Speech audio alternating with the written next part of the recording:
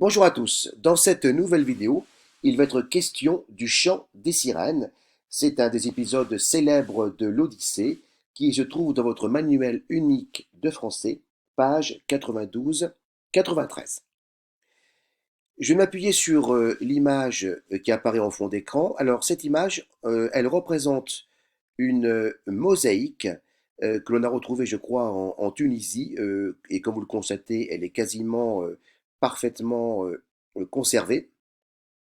Elle représente Ulysse attaché à son mât et les compagnons tout autour de lui avec de la cire dans les oreilles.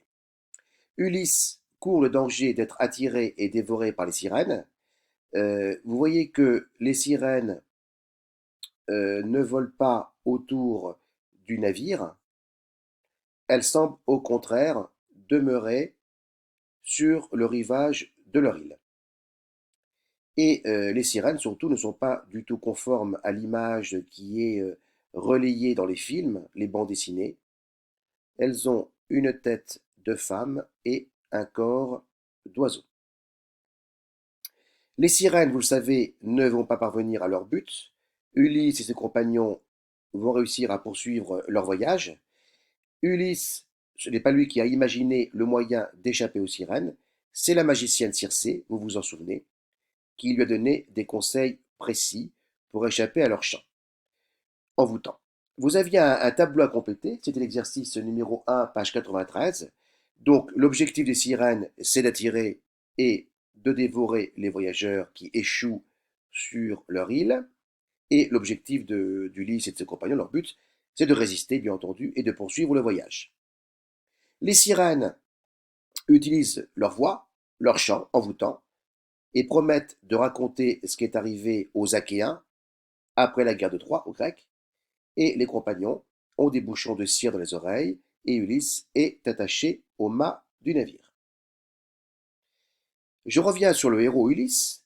Il est faible, puisque tout seul, encore une fois, il serait incapable de résister aux sirènes. Et c'est Circé qui lui a donné le moyen de ne pas tomber dans le piège. Mais d'un autre côté, il est sage. Ulysse reconnaît ses faiblesses et ne prend pas de risques inconsidérés. Ensuite, c'est un chef protecteur de ses compagnons. Il les guide, il les protège, il prend soin d'eux. Ulysse est le seul à s'exposer au chant des sirènes. Il prend davantage de risques que ses compagnons, comme il le faisait déjà dans l'antre du Cyclope. Je corrige le travail faire le bilan, Colibri, page 93. Ulysse ne combat pas les sirènes. Il connaît ses faiblesses et suit les conseils de Circé. En étant attaché au mât, mais il reste un véritable héros, car il fait preuve de sagesse et il résiste à la tentation. Avec ses compagnons, qu'il guide et protège, il se comporte en chef attentif. Je vais vous demander aussi de réfléchir à quelques mots de vocabulaire. Rapide, prompt et ardent. Rapide, prompt et ardent sont tous les trois des adjectifs. Il fallait les transformer en adverbes, ce qui donne rapidement, promptement, ardemment. Et en nom, on parlera de rapidité, de promptitude et d'ardeur. À bientôt!